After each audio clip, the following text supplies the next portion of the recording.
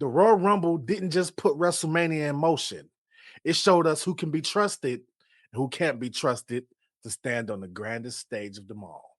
Mass Gang, let's get it.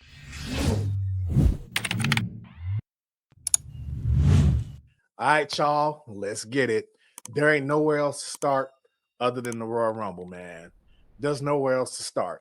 So I think the best thing to kick it off with is the men's Royal Rumble, where there was just a ton of shit happening left and right. A ton of shit happening. We had a mystery attacker attack Bron Breakker.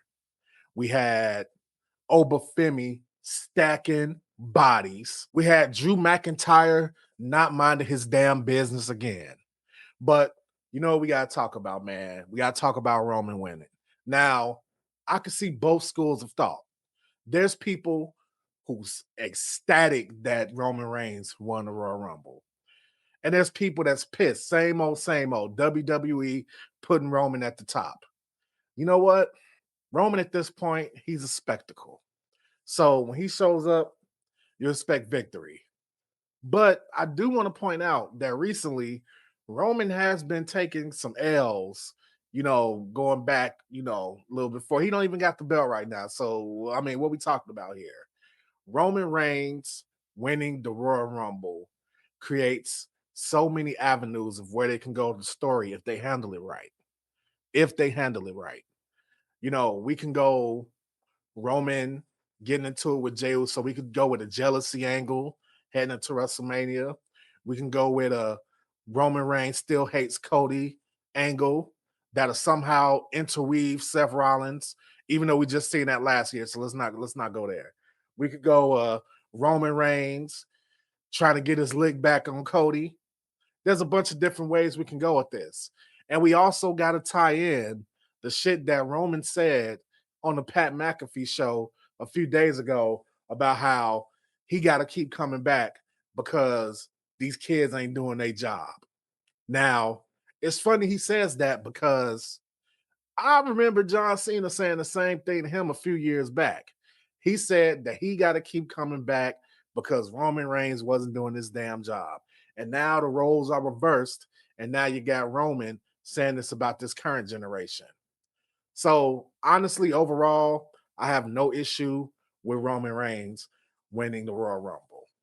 But let's talk about that mystery attacker. Let's talk about him. I'm sure if you have or if you haven't seen the short that I put up on Crimson Mask Pro Wrestling, our shorts YouTube channel, where I told you exactly who I think attacked Bron Breakker. Was it Seth Rollins? No. Seth Rollins kept his word this time. Seth Rollins was not in Saudi Arabia. He was not at the Royal Rumble. Was it Finn Balor? Finn Balor has a good-ass reason for why he would attack Bron Breakker.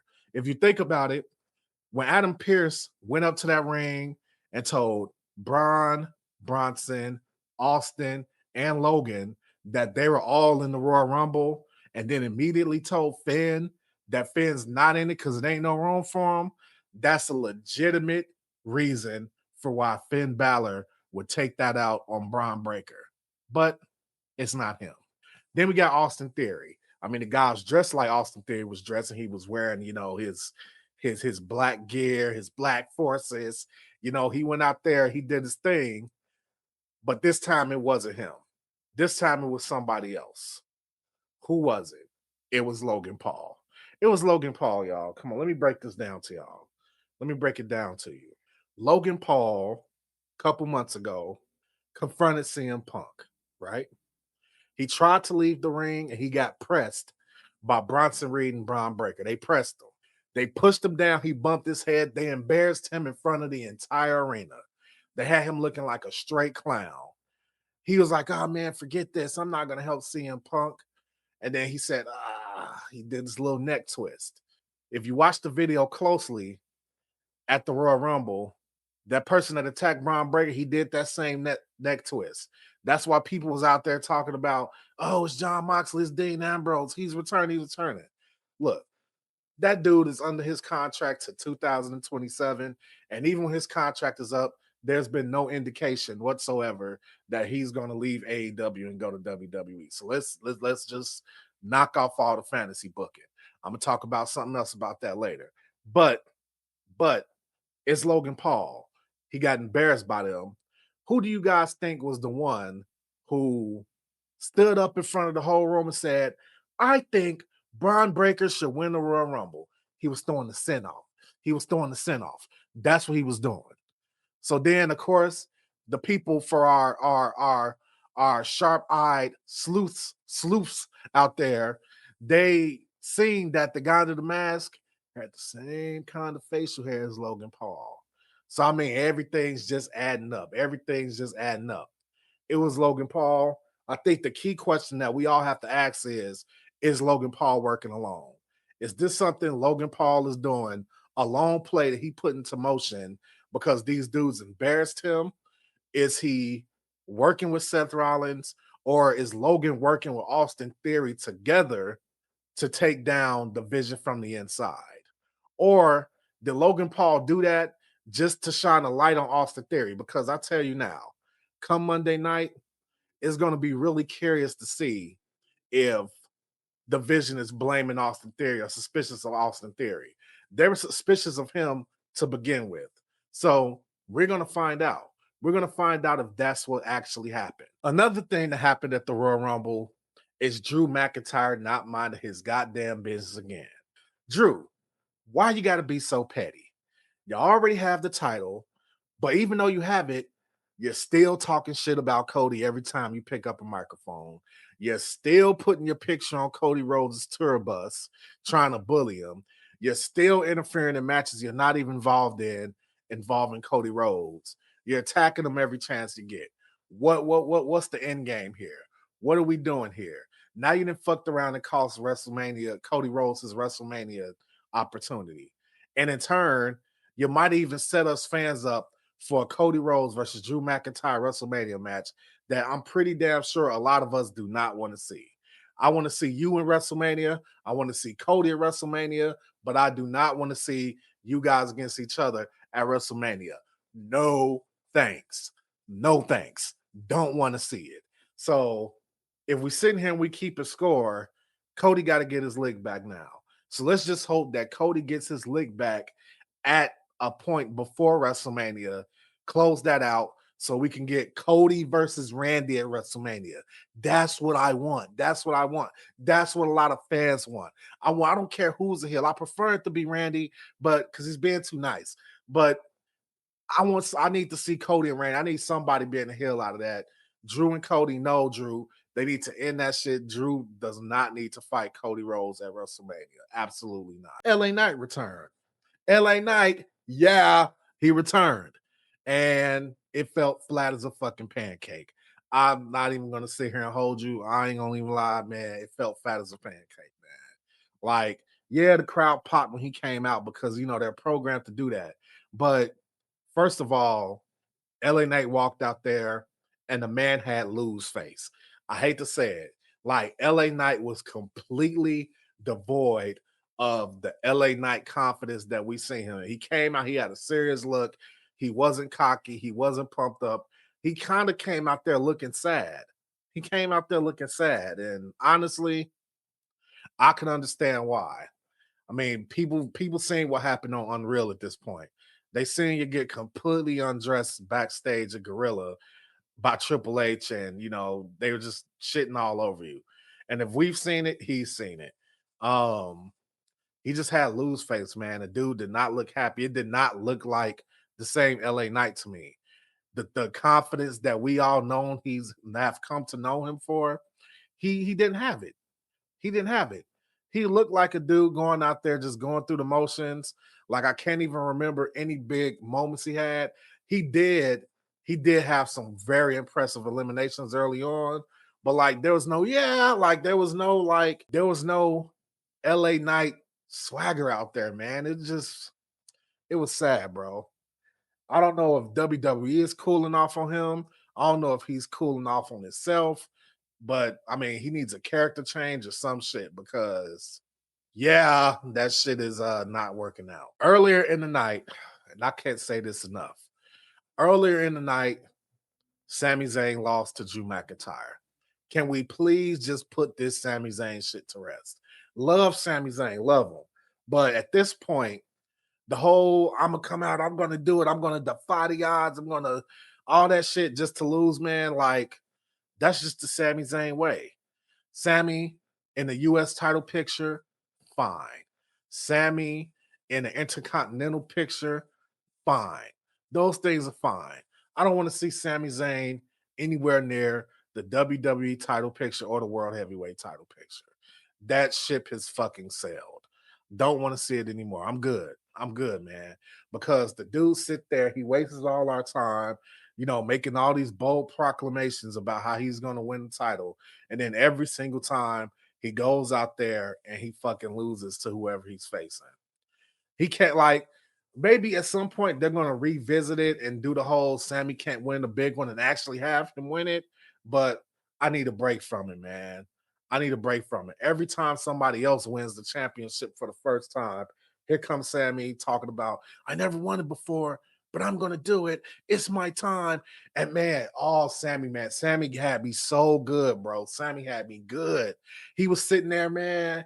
He had the shit on his head. He was sitting there, kneel down. Drew was in his face, and Sami just sitting there smiling.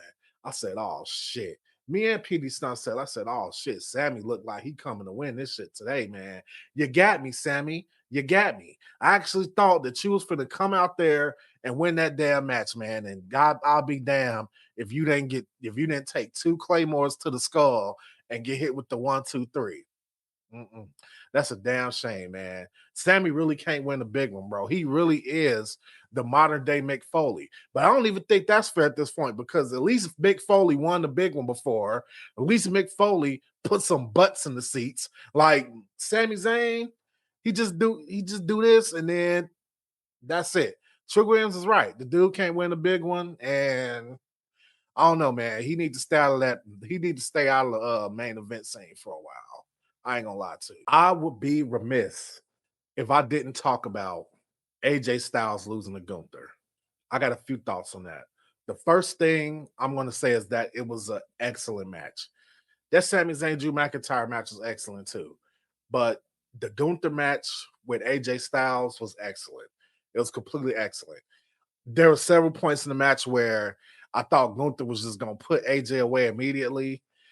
There was points in the match where I thought AJ was going to pull it off. So it was legitimately a back and forth, very, very, very physical match. Very physical match. But at the end of the day, Gunther's trademark physicality was just too much for AJ Styles. And he put him to sleep. AJ Styles didn't even know what was going on when he woke up. He was asking the referee, like, did I just lose? Like, yeah, AJ, you lost. Gunther got out the ring so AJ could have his moment. AJ looked like he was going to leave the gloves in the ring for a second, and he put the gloves back on and stormed off. So what does that mean? What does that mean? Okay, one thing it doesn't mean is that he's going to AEW. He's not going to AEW. Just like Moxley is not the masked man, AJ Styles isn't going to AEW. He's not going. He's retiring. And speaking of John Moxley, you need to understand how rare it is for a guy to go to WWE, tell them like, hey, man, I'm retiring, get his retirement, and then go to AEW. I think John Moxley is the only one to do that. John Moxley, he sold the false bill of goods so he could go to AEW. And I understood him doing that at the time because at the time, Vince was in charge and he wasn't letting him out of his contract. So John had to do what the hell he had to do to get where he wanted to go. But that's not what's happening here with AJ Styles. AJ Styles is retiring from WWE. And yeah, Triple H in the post Royal Rumble conference said that he gave every indication that he's not going to return to wrestling. But if that was the case, he really would have left his gloves in the ring. He would have left his gloves. He would have left his boots. He would have did that. He didn't do any of those things. And I think the symbology behind him taking the gloves off and putting them back on is basically saying, hey, I got more unfinished business left to do. And he's going to take his ass to TNA. They already highlight, I'm going to tell you the 2 points where they highlighted him going to TNA. Okay. Number one, a few weeks ago during the debut episode of TNA Impact, there was a moment backstage between AJ Styles and Frankie Kazarian when Kazarian was still the champion. And he had the belt draped over his shoulder, and AJ Styles temporarily became fixated on that TNA title. That wasn't done by mistake. That was done on purpose. That was foreshadowing. You guys know what foreshadowing means? That was foreshadowing. He was foreshadowing his future opportunity to challenge for that title. Then this past episode on Monday Night Raw, in the segment between CM Punk and AJ Styles, they were going back and forth, and CM Punk kind of, did one of those numbers. He was like, yeah, this is the only time we're going to get a chance to fight each other, the last time to fight each other in the WWE ring. That's pretty much what he did. He gave the wink wink because he's going to TNA, bro. AJ Styles is going to TNA. This AJ is all elite. That shit is like, no. That shit is no. The only way he's going to AEW is if he does this TNA run, comes to the end of his contract, gets completely done, because they said his contract is up in February or whatever. I don't know if he's going, he might have already signed a short-term contract to finish out this year. The only way he's going to AEW is if he gets to the end of 2026 and then says, you know what? Let me do a little run in AEW, then I'll be completely done. It's coming to an end either way, but if you guys are sitting, hoping, praying that he's going to be all elite next month or whenever, it's not going to happen. You're going to be waiting a long time. Okay, now I got to get into this. I got to get into this one. For, I don't know, ever since Triple H has become involved in politics, there's been this overwhelming sense that Triple H is racist. That's what people are saying. I'm saying it for people who Triple H, if you look through the history of WWE, I can understand why people come to the conclusion that Triple H is racist. We got the DX angle he did when they were making fun of, the Nation of Domination. We got the Booker T angle. Those are the times or the moments that people go back to when they think about Triple H being racist. Then you add in his political affiliations, and then you add in, hey, this guy right here, he's black, but he's not gonna win. I seen the guy on X, and I apologize because I do not remember the name of the guy who said this on X. He said that the Royal Rumble was like Sinners, a bunch of nominations, but nobody won. And I get why you said that, because Royal Rumble had so much representation in it. You had Obafemi stacking bodies. You had Javon Evans lasting damn near an hour in a match. You had Lash Legend lasting damn near the whole match, eliminating future Hall of Famers, former champions, all of it. And you had Trick Williams, who just had one of the best months that any black man could have, where he debuted on SmackDown, was in multiple main events, was in the main event of a special, receiving a number one contenders match, and he was in the Royal Rumble. That, for a rookie going to the main roster, and especially as a black dude, there you have it. You got Carmelo Hayes winning the U.S. title. I'm gonna need y'all to stop saying Triple H is racist. Just because, okay, and just as a rule for wrestling in general, just because your favorite person or favorite wrestler isn't winning a championship or doing what you think the company should have them doing, is not an indictment on the booker. It's not an indictment on the booker. Triple H, where's Santos Escobar? I know he's like messing around in Triple H somewhere. Where's Santos Escobar? Like, if I was the biggest Santos Escobar fan in the world, I should be like, man, Santos should have the U.S. title right now. Where is it? He isn't even on TV, yada, yada, yada, yada, yada. But just because he's not doing that doesn't mean that, he must be racist. Like, That shit is just so. This shit is so low hanging fruit. It's such low hanging fruit, man. There are several black wrestlers being booked extremely well, better than any. Look, I've been watching this shit a long time, dude. I've been watching this shit a long time, easily damn near 30 years, because I've been watching it since I was a little kid.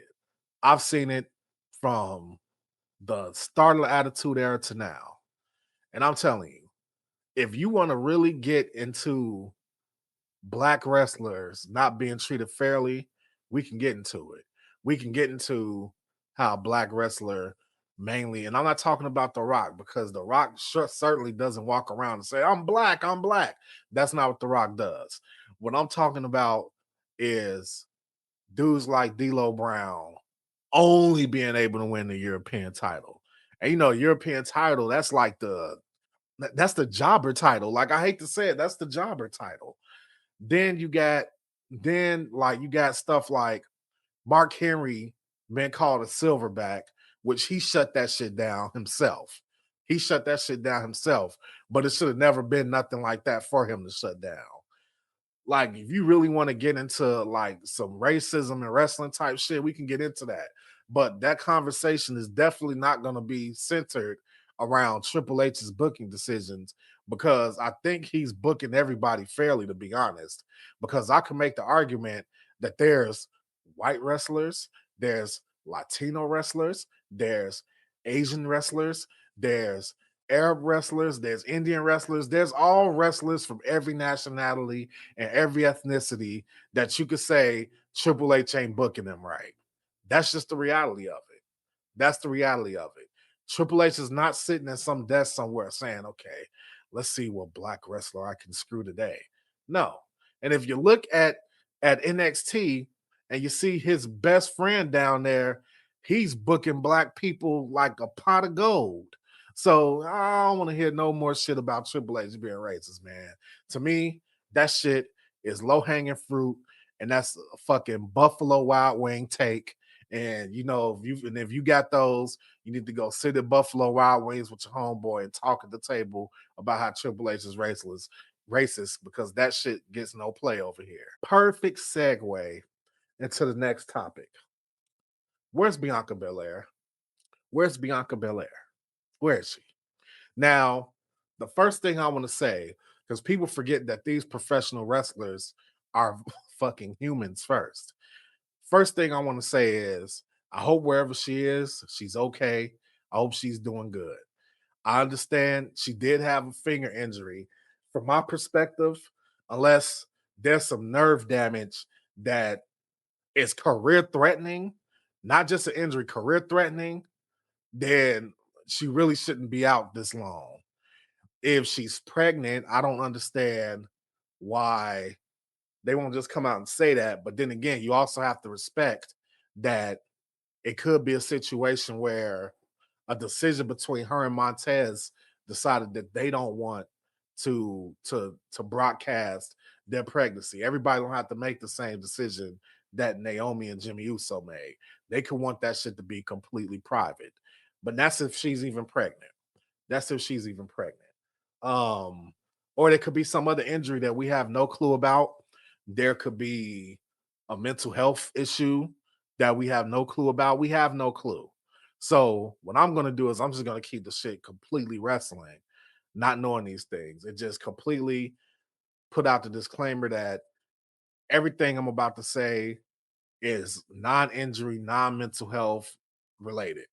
It's weird that Bianca Belair wasn't in a Royal Rumble. It's weird. It's weird.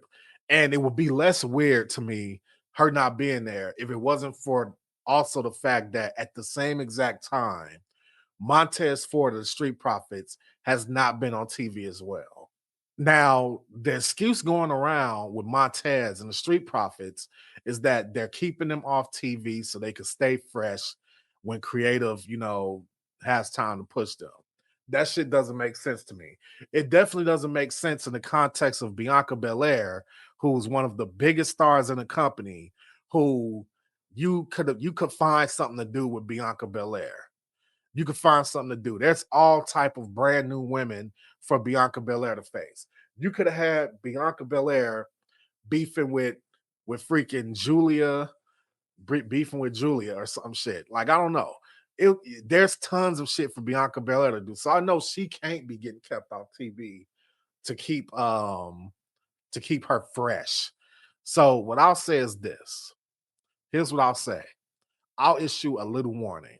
If this has some shit to do with some political, and I'm not talking about actual like governmental politics, but some wrestling politics shit where it's like, hey, Montez should be doing this. So, if he ain't doing this, then I'm not doing that. Or, some shit like, oh, the contract is coming, but da da da da da. WWE better fucking tread lightly.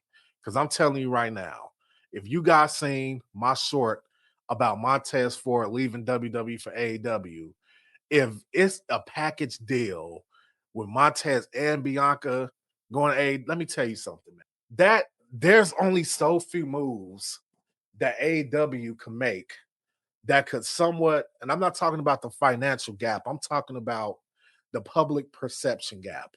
There's only so many moves that AEW can make to somewhat close the gap on WWE. If they somehow acquire, and I know it's a long shot, if they somehow acquire Montez Ford and Bianca Belair over some disgruntled wrestler bullshit, then that is going to be one of the biggest fumbles that WWE has ever made.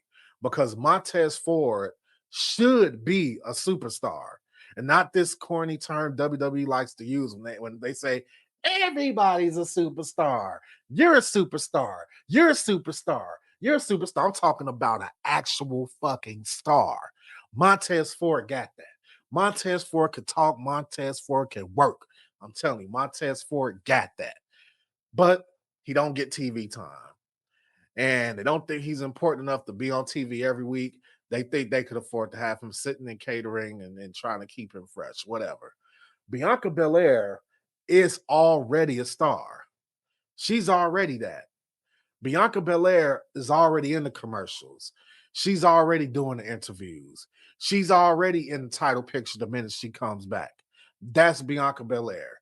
And if you let that duo, that couple, go to AEW, you fucking fumbled, and you fumbled hard. You fumbled hard. If that happens, you fucked up big time if you let that happen. And that will close the gap because somebody somewhere will know. Bianca Belair, okay, Montez Ford, okay. Bianca Belair is the type of star, like, it would be like AEW getting a second Mercedes Moné. Now, I understand a lot of people like don't like Mercedes Moné. I understand that, but you get Bianca Belair and Mercedes Moné, your women's division is set for a while. Your women's division is set, combined with all the women that do good over there already. Your women's division is set. It also creates the public. It also creates the public perception that AEW is able to bring in wrestlers that you thought they could never bring in. Kind of like when they bought in Edge and like people like that. It's that caliber of wrestler you will be bringing in. So WWE better figure they shit out, man. If this not like some health concern or some shit like this with Bianca, if it's something that got to do with how they're being booked or how they being paid, WWE better just fucking pay it. That's all I got to say about that. NXT quietly had one of its best regular episodes that I've seen in a long time. And I'm talking about it's been a long time since I actually watched an NXT episode from beginning to end. The show just flowed so well. The show flowed so well. I don't know if that has to do with the fact that Ava didn't renew her contract and she was going through the motions and somebody else is booking the show. Like, I mean, it kind of all adds up. The show flowed so well. Ava announced that she's leaving the company. Now, I know she's on screen GM, but I don't know. We look, sometimes shit, I drifted to kayfabe sometime, damn it. But I don't think she's actually making decisions. But the show flowed well. The show flowed really well.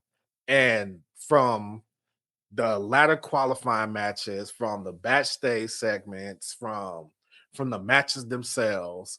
Like, I really just loved everything about NXT last week. And we're gonna talk about NXT because honestly, I didn't see a real big point of talking about Raw or SmackDown this week with the Royal Rumble right now rearview mirror. But NXT could still be addressed. But yeah, they had a great episode. And one thing I do want to do is I do want to give flowers to two teams that honestly, I'll be completely honest. One of the teams is the reason why I have to take a break from NXT. I had to take a break. Dark State. I came to the realization after watching this episode of NXT that it's not the fact that I hate Dark State. It's the fact that they have one member of their group that just stands out like a thumb. I've never seen him wrestle. His promos sound very ass. Like that, I can only call it ass. His promos are ass. Like and that's, I don't even know the guy's name. So I know Osiris, I know Sugar, I know Dion Lennox. I don't even know that fourth dude's name. I don't know him. So they need to kick his ass out the group. Other than that, Dark State got a couple points for me. Another group that got some points for me is OTM. I thought OTM was just this group of buff former football players, black guy, the half black guy, half Mexican guy, you know, walking around, doing like all this shit. I didn't see anything with them in the ring. They were kind of just sloppy to me. They left for a minute, and this looked like a completely different tag team. They are physical as fuck. They're physical as fuck. Now, based on what I've seen on NXT, now I'm saying if they win the tag team titles, I'm ready for that. Because now they look completely different. Like visually, they look the same, but the way they wrestle looks different. They just look physical as fuck. It's like for example, the APA, right? The one thing I liked about the APA was that when the APA wrestled, it was like, somebody's finna get their ass beat. APA might not win, but whoever they fighting, gonna get their ass beat. It don't matter if they was fighting The Rock and Stone Cold. The Rock and Stone Cold for that match, yeah, they might come out the win, but they gonna get their ass beat in that match. That's how APA rolled. And the physicality from OTM reminded me of APA. Just very fucking physical. Not fake physicalness like the Authors of Pain, where they're doing physical shit because they're big, but it don't look like it hurt. The shit OTM was doing looked like it hurt. Now, the one homie, because I don't know their names from apart from each other. The one homie with the braid, wear like the trunks and the braids. Hey man, cut all that shit you be doing out. All that cut all that shit out, man. You was doing too much, bro. You was doing way too much. But outside of that, that shit was legit. That shit was legit, man. I'm so tired. What am I gonna do? Quick shout out to our sponsor, W Energy. If you need focus without the sugar crash, this is that clean energy option. No jitters, no weird aftertaste. I use it when I'm ending or recording late. If you want to try it, use my code MFG DeeZ. That's MFG DeeZ at the checkout. Appreciate W for supporting the show. Now let's get back to this wrestling content.